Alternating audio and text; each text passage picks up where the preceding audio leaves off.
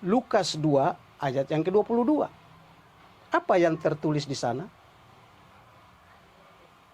Ketika genap waktu pentahiran, menurut hukum Taurat Musa, mereka membawa dia, yang dimaksud dia di sini adalah Yesus. Mereka di sini adalah orang tua Yesus, membawa Yesus ke Yerusalem untuk apa? Untuk menyerahkannya kepada Tuhan. Bismillahirrahmanirrahim. Ud'u ila sabili rabbika bil hikmati wal maw'idhatil hasanah wajadilhum billati hiya ahsan inna rabbaka huwa a'lamu biman dhalla 'an sabilihi wa huwa a'lamu bil muhtadin. Assalamualaikum warahmatullahi wabarakatuh. Salam sejahtera dalam nama Allah. Kiranya rahmat, taufik, serta hidayahnya senantiasa menyertai kita semua kapanpun dan dimanapun kita berada. Salawat teriring salam untuk Rasulullah, junjungan kita Nabi Muhammad sallallahu alaihi wasallam bersama segenap kerabatnya, para sahabatnya, serta seluruh pengikut-pengikutnya, termasuk saya, Bapak, Ibu, dan saudara-saudaraku sekalian. Semoga di hari kiamat nanti kita semua akan mendapatkan syafaatul uzmahnya. Dan dengan syafaat itu semoga kita berkumpul di dalam surganya Allah subhanahu wa ta'ala. Amin. Ya Rabbal Alamin. Terima kasih kami ucapkan kepada para pemirsa sekalian yang senantiasa setia membersamai kami, menyaksikan tayangan video-video kami. Semoga video-video yang telah kami persembahkan dapat meningkatkan kualitas iman dan takwa kita kepada Allah Subhanahu wa taala, memperkokoh akidah Islamiah kita sehingga kita tetap istiqomah sampai kita menghembuskan nafas yang terakhir, dan semoga tatkala kita dipanggil pulang untuk menghadap Allah, kiranya kita diwafatkan dalam keadaan beragama Islam dan mati dalam keadaan husnul khotimah. Amin ya Rabbal Alamin. Pemirsa Sumayah Channel yang kami cintai, adapun judul tausiah krismatologi pada kesempatan kali ini adalah, apakah Yesus itu Tuhan sekaligus juga Allah?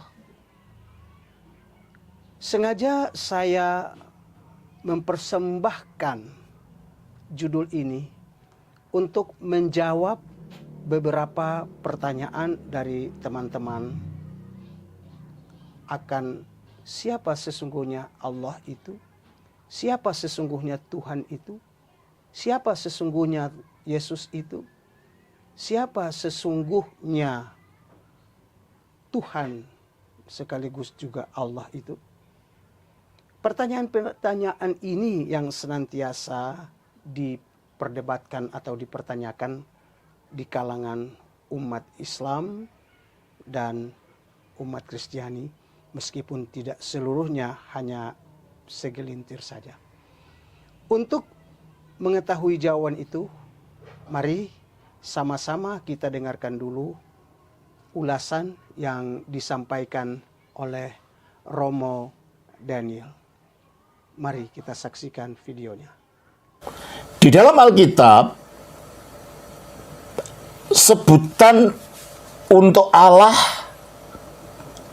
bagi Sang Bapa dan Tuhan bagi Yesus itu dibedakan.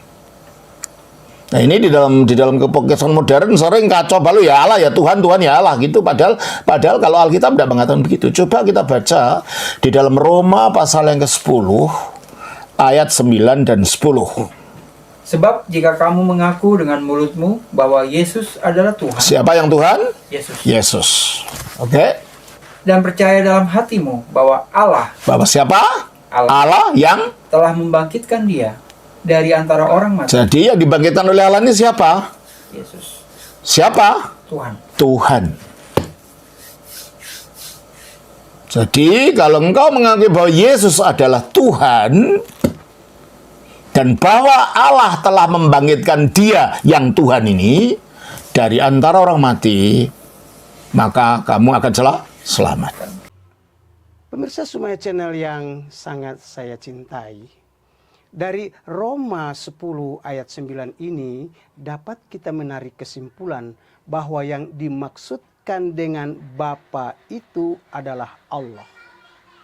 Sedangkan Tuhan itu adalah Yesus. Jadi ketika Yesus berdoa dengan mengatakan Bapa, berarti Yesus sedang berdoa kepada Allah. Itu yang pertama. Yang kedua, dari Roma 10 ayat 9 ini kita tahu bahwa Allah itu adalah pribadi tersendiri dan Yesus yang disebut Tuhan itu juga pribadi tersendiri. Dan bagi orang Kristen, barang siapa yang mengaku dengan mulutnya bahwa Yesus adalah Tuhan dan dia percaya, dia yakinkan di dalam hati bahwa Yesus yang disebut Tuhan itu dibangkitkan oleh Allah dari orang mati, maka dia akan selamat. Itulah keyakinan orang Kristen berdasarkan Roma 10 ayat 9. Sementara bagi kita umat Islam tidak percaya, tidak yakin bahwa Yesus itu mati dan Yesus itu dibangkitkan. Tapi kita tidak membicarakan itu. Yang kita bicarakan di sini adalah siapa sesungguhnya Allah dan siapa sesungguhnya Yesus. Kesimpulannya, Allah adalah Tuhannya Yesus. Sementara Yesus sendiri ada pribadi yang diangkat menjadi Tuhan dan dipuja, disembah oleh umat Kristiani. Lebih jauh, mari kita simak kembali paparan dari Pendeta Romo ini. Kita baca juga di dalam 1 Korintus pasal yang ke-8 ayat 6. Namun bagi kita hanya ada satu Allah saja. Bagi kita ada berapa Allah? Satu Allah, yaitu Bapa. Yaitu Bapa. Jadi dengan 1 Korintus pasal 8 ayat 6 ini dijelaskan bahwa bagi kita yang dimaksud yang di sini adalah bagi orang Kristen hanya ada satu Allah saja, yaitu Bapa. Tidak ada Allah yang lain. Hal ini sejalan dengan apa yang dinyatakan oleh Yesus di dalam Yohanes pasal 17 ayat 3. Kata Yesus, inilah hidup kekal itu, yaitu mereka mengenal Engkau satu-satunya Allah yang benar dan mengenal Yesus Kristus yang telah Engkau utus. Jadi di ayat ini satu-satunya Allah yang benar itu adalah Allah, dan Yesus Kristus sendiri menandaskan bahwa dirinya adalah utusan Allah. Kemudian kita lanjutkan apa yang akan disampaikan oleh pendeta atau Romo Daniel ini. Mari kita saksikan pernyataan selanjutnya. Dan satu Tuhan saja. Dan satu Tuhan saja, siapa? Yaitu Yesus. Yesus Kristus. Berarti Allah itu siapa? Bapa. Tuhan itu siapa? Yesus. Yesus. Oleh karena itu 1 Korintus 6 ayat 14.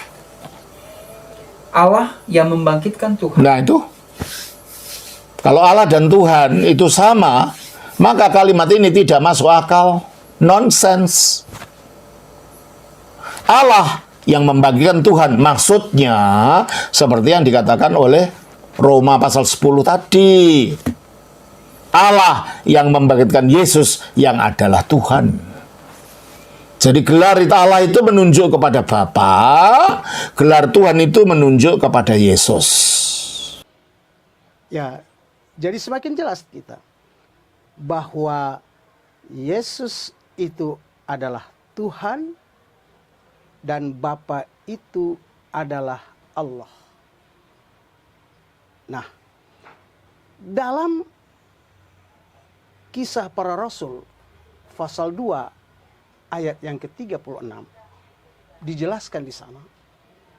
Jadi seluruh kaum Israel harus tahu dengan pasti bahwa Allah telah membuat Yesus yang kamu salibkan itu menjadi Tuhan dan Kristus.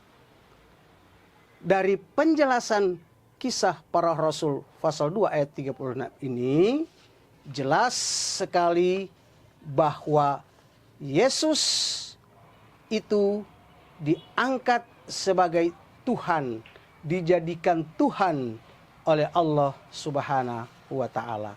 Berarti Yesus itu adalah ciptaan Allah atau makhluk dan pencipta itu adalah Allah.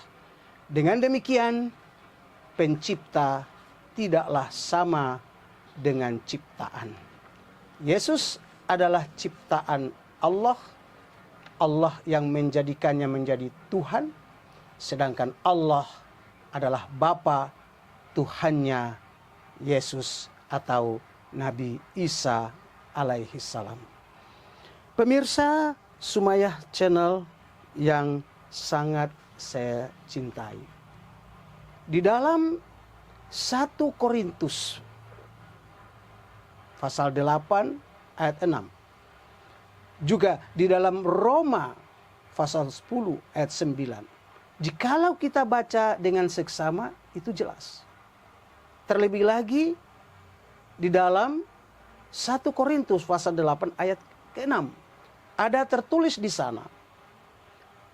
Dan satu Tuhan saja, yaitu Yesus Kristus. Ini mengisyaratkan bahwa hanya satu Tuhan yang harus diyakini oleh umat Kristiani, yaitu Yesus Kristus. Nah, dan jikalau keyakinan ini dipegang, maka tentu saja akan terjadi kontradiksi, akan bertentangan dengan apa yang disampaikan di dalam Lukas 2 ayat yang ke-22. Apa yang tertulis di sana? Ketika genap waktu pentahiran, menurut hukum Taurat Musa, mereka membawa dia, yang dimaksud dia di sini adalah Yesus. Mereka di sini adalah orang tua Yesus, membawa Yesus ke Yerusalem untuk apa? Untuk menyerahkannya kepada Tuhan. Menyerahkannya kepada Tuhan. Nah, sekarang kalau tadi disebutkan bahwa Yesus adalah Tuhan, lalu diserahkan kepada Tuhan. Ini bagaimana ini? Memang ada berapa Tuhan? Ya.